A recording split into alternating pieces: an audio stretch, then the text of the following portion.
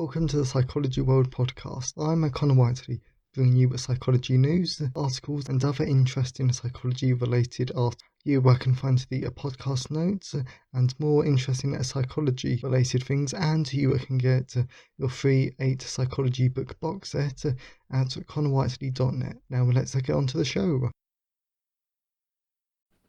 Hello everyone and welcome to episode 59 of the Psychology World podcast with me, Connor Whiteley, and today's episode is on how Halloween can be beneficial to mental health, and it is Saturday the 31st of October 2020 as I record this. So today it's Halloween, and I know that I wanted to do a sort of Halloween episode.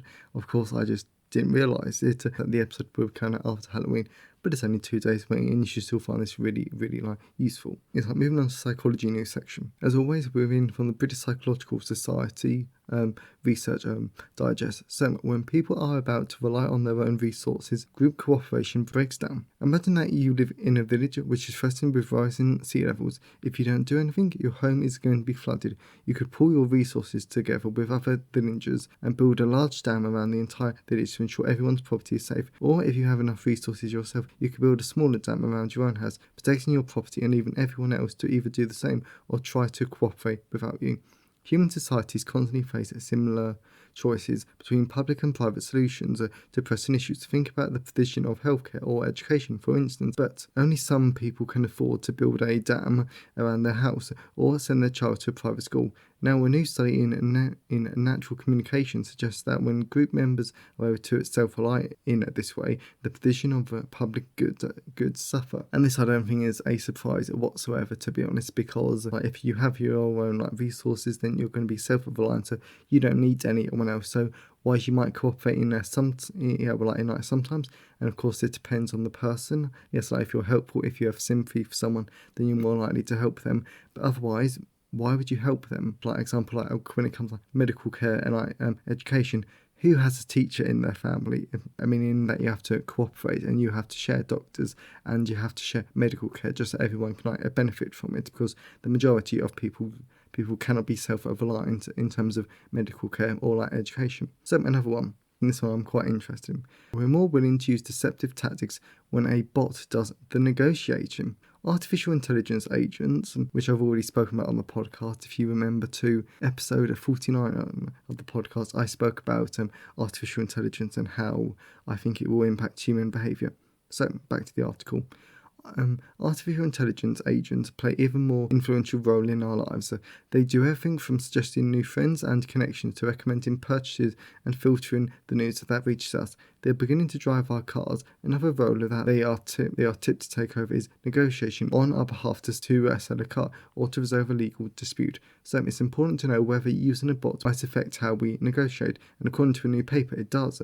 One of the most striking findings from the team's series of studies is that less experienced negotiators are more willing to be deceitful if they send an AI agent to do the dirty work for them. The studies also illuminate how our stance on various negotiating tactics alters through experience, information that will be needed to program negotiation bots to actually represent us, which I think is really interesting, because I've spoken for ages about artificial intelligence, the different changes, and I've actually come up with some great new ones, but I'm not really going to share them on the podcast because they're really for authors, even though there's some brilliant storytelling AIs coming out. So but the authors I can tap into. Yes, this I think is really interesting, and this I think we need to be mindful of in the future, just so we know when we are negotiating, we always ask ourselves, are we really talking to a real person? Are we? Which I think we can do most of the time, to be honest. Because we all have chatbots, whenever we visit a website. But that's why I don't use them, because I hate them, and to be honest, they are the least manageable. I just think they're really annoying. So moving on to the last one. The editor's pick, Spooky Me Please, what psychology tells us about the appeal of Halloween, and this ties into today's episode. So Halloween this whole weekend is going to be decisively low-key, but even though parties are out of the question, an evening at home in front of scary movies is still on the cards. Not in my household. Not because I find them scary. To be honest, I don't find a lot of them scary, or scary at all. I just think they're a bit, I don't know, because there's no plot to horror films, which bugs me. That's just the writing and me talking. So there's a 2014 story, I guess, was what exactly it is about this celebration that appeals to us. It's a time of year, at least in our part of the world, when darkness encroaches on us, literally and metaphorically. The symbol and agent of darkness dominate Halloween decorations everywhere, and Halloween is growing in popularity across Europe and in the US. According to the National Retail Federation, US Halloween spending is now exceeds 7 billion. In the UK, Halloween is worth about 330 million. Now you've got to remember this was in 2014, so I think it's a lot higher now.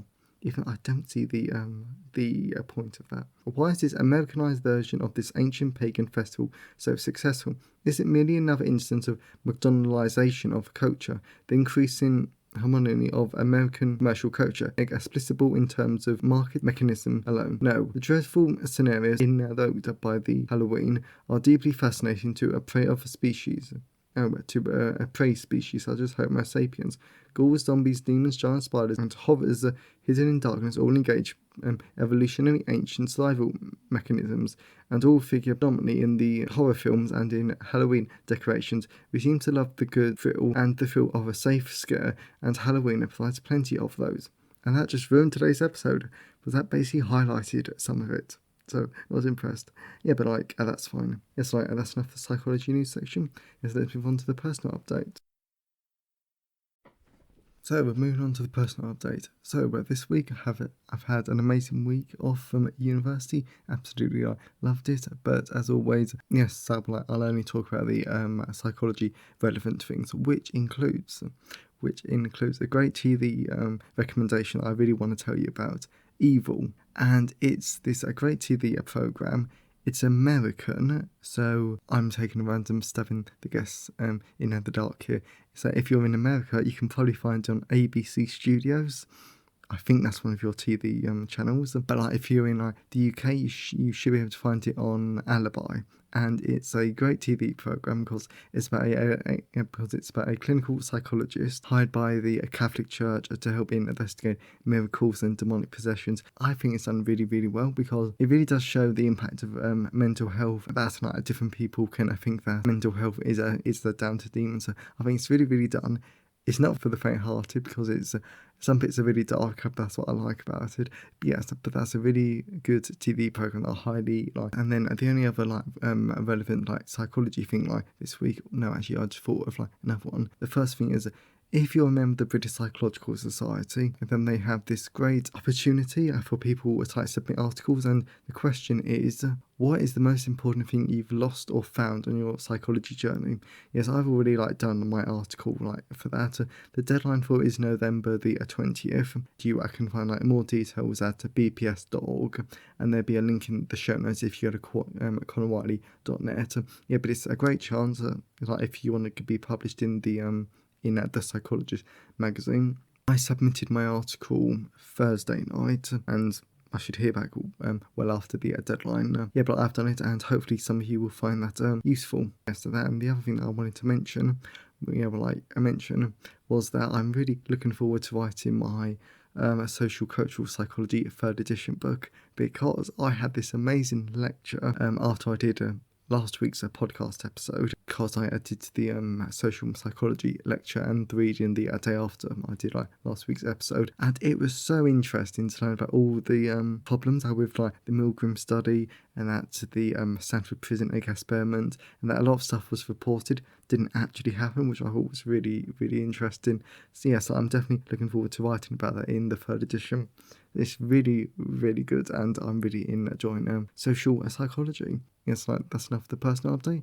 And as always, you can always contact me by email to tell me your thoughts and feelings on today's episode. You can always email me, connorwhiteley@connorwhiteley.net. You can always leave a comment on the show notes /blog post at connorwhiteley.net, or you can always tweet me on Twitter at sci-fi_whiteley. And the sponsored product for today's episode is all my ebooks that you can buy from me directly at payhip.com/connorwhiteley. And I've recently updated the store, and you can now get all of my current ebooks directly from me including all of the new books, for example, Formulation in Psychotherapy and Clinical Psychology, and all of the current books.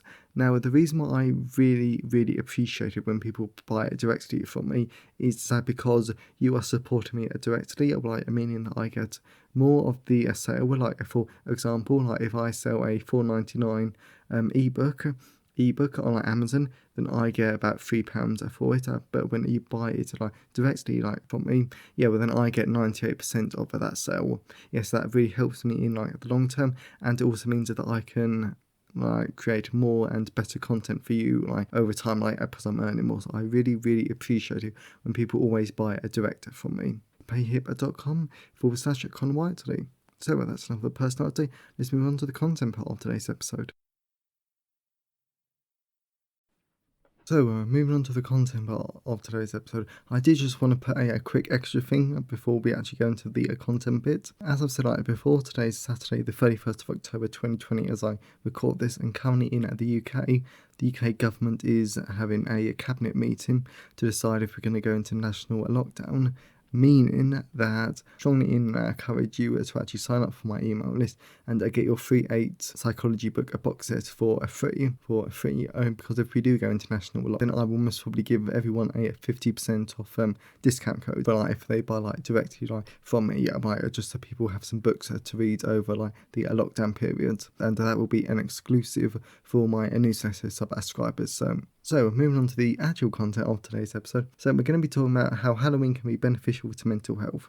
Yes, this I sort of like alluded to by accident in the psychology news section, but we're actually going to go into a bit more like detail here. Yes, so a lot of like articles and the research focus on the negative impacts of like Halloween, because if you've suffered from trauma, or if you suffer from PTSD, or if you suffer from anxiety or a whole range of mental conditions, then Halloween can be a really traumatic time of year for you, because it's quite scary. There's lots of like imagery, and basically it can be really bad for your mental health. But I did manage to find one article that actually shows that Halloween can be good for mental health and mental well-being, which is what we're going to look at now. So firstly, Halloween helps people to deal with the omnipresence of death and its associated fears and anxieties, which is a true purpose. The entire point of Halloween, at least from a mental health perspective, is that it's all about fear exposure, because in fact all of this just like follows on to like one another. Yes, and then I'll add a little uplifting bit at the end. Well, yes, that because something that Halloween does quite brilliantly is all about fear exposure, because you're surrounded by massive spiders, ghosts, ghouls, zombies, demons, etc. And these are quite scary.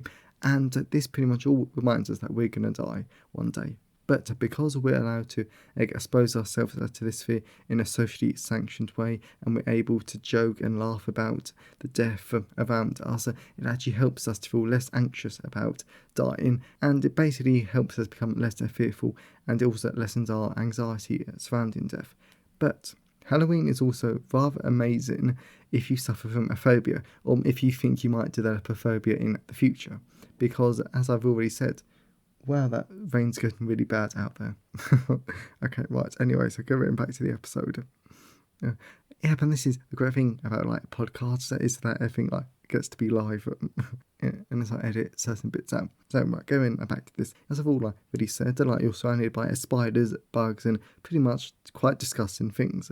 Meaning that if you have a phobia, then Halloween could be a scary time for you, but it can also be great exposure therapy, because if you've read Abnormal Psychology 2nd edition, then you would know that a great way to treat phobias is a fear exposure and desensitization, and Halloween actually does that on a massive scale, because we are confronted with these fears and these fearful objects like spiders, but we're able to do it in an amusing, entertaining way, and that lessens the fear. And this is actually supported by neurobiological evidence, and this basically shows that Halloween decoration could be fear extinction therapy, which is basically a great way to treat phobias, and this is done on a massive scale. So, for lack of a better term, on Halloween night, or daytime, or whenever, everyone is partaking in mass fear extinction therapy for any phobias or fears that we have. Yes, and then like to wrap up like today's episode, I want to mention two things.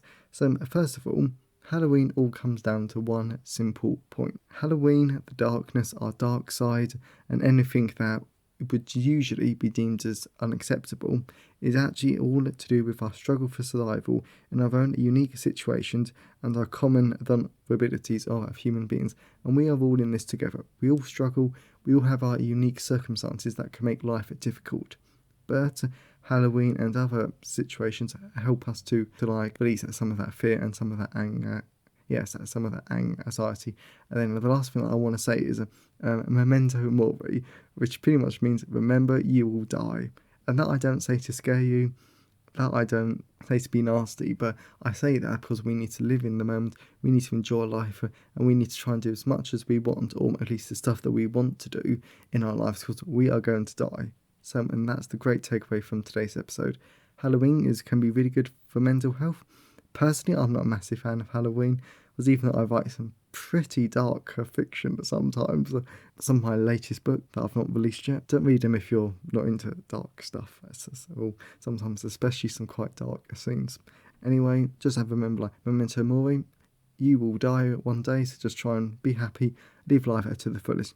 So, I hope you've enjoyed today's episode. Please consider buying ebooks directly from me, available at payhip.com/Connor Whiteley. And if you want to buy audiobooks directly from me, please contact me because there is a great option for me to do it. I just want to gauge interest before I do it. So, have a great day, everyone, and I'll see you next time. Thanks for listening today. I hope you enjoyed it. If you want to see the show notes, then please go to connorwhiteley.net. And if you want a free 8-book psychology box set, then please go to connorwhiteley.net. Have a great day, and I'll see you next time.